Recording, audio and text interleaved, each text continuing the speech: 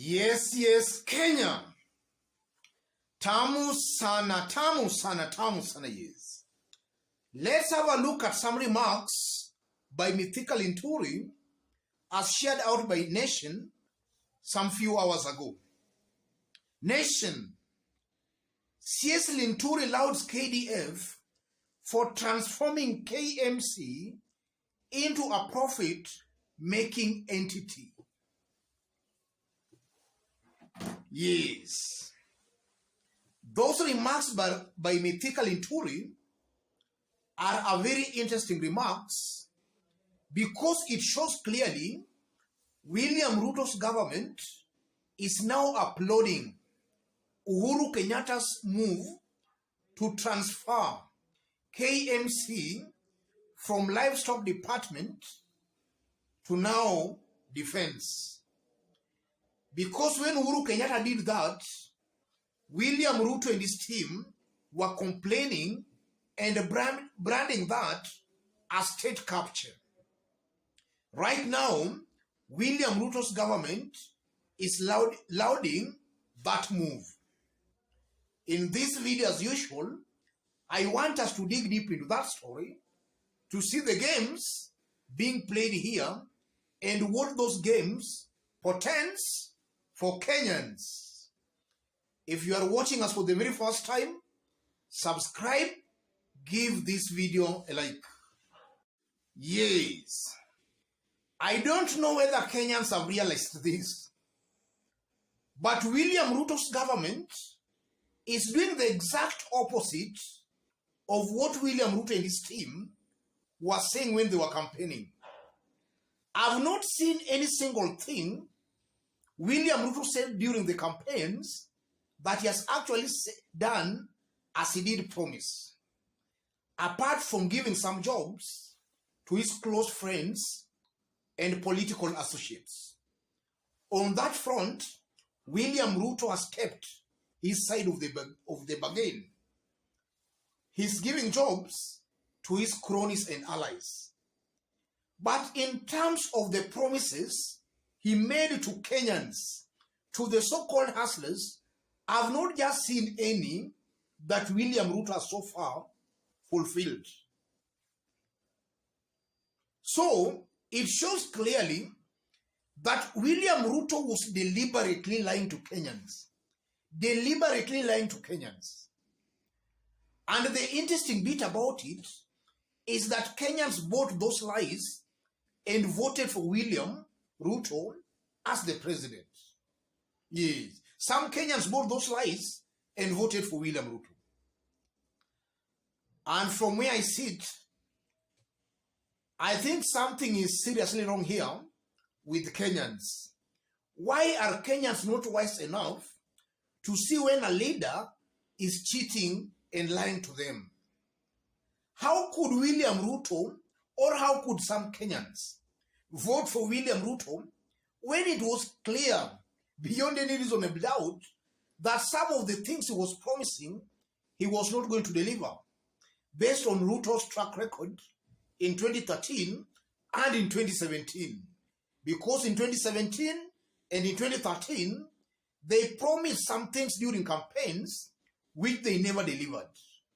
And it was also clear that even in 2022, promises he was not going to deliver.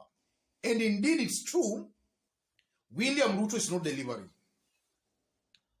What does that mean and portend for Kenyans?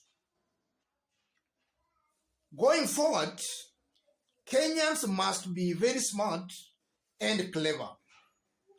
Before you vote in a leader, look at the leader's track record. If a leader is somebody who has been making promises and not fulfilling, chances are very high that leader will not fulfill on his future promises. Right now, William Ruto is requesting Kenyans for 1 year. Let me make it very clear here that 1 year William Ruto is not even sure what will happen.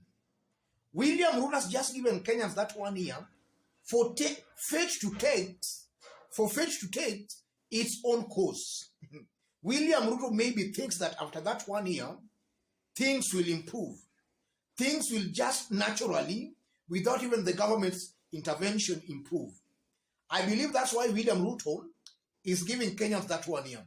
Not that he's putting in place measures to make sure things improve, but he's just leaving it to fate for things to improve. And most likely, looking at the way this government has started, by increasing the government structure, the size of the government, after that 1 year, Kenyans will be worse off than they are actually today. So any person waiting for things to improve in that 1 year, that's a person just living in a dreamland. And I'm saying that because also, if you look at senior officials in this government, including Rigathi Gachagua, they have been giving different time frames. Rigathi was requesting for 3 months. William Ruto is requesting for 1 year. I had some in this government also requesting for 2 years. So you are seeing that there is every person in this government has got his or her own time frame through which things will improve. That shows the government is not serious. And there is no formal way the government has laid out to make sure things improve. And now again, just as I've been saying, that exposes William Ruto again as a leader who, if our constitution was really functioning properly, William Ruto could have been impeached by now. He lied to Kenyans, and now that he's in office, he's doing the exact opposite of what he was promising Kenyans. That's also something I'm seeing here. And Mythical Inturi here is also just helping in exposing the lies by William Samoei Ruto and that team when they were campaigning. Before I conclude, ladies and gentlemen, if you look at William Ruto's 50 days in office, it's a fact that hustlers have been hurt more in this government. And one rallying call that William Ruto also used to cheat these so-called hustlers, he told them that he was going to form a government with them, and some Kenyans took that to literally mean what Ruto was saying. Upon Ruto forming that government, we have seen he has formed it with these close allies and political buddies. The hustlers are left suffering and crying for relief food. So that alone shows that William Ruto's hustler kind of a narrative is non-existent. It was a clever political gimmick to cheat and to lie to Kenyans. Any leader currently in William Ruto's government talking about the hustlers and dynasties, that's a leader who should be taken to a mental hospital. I saw Mike Sonko some few days ago in Ukambani urging Kalonzo Musyoka to disassociate from the dynasties. Mike Sonko.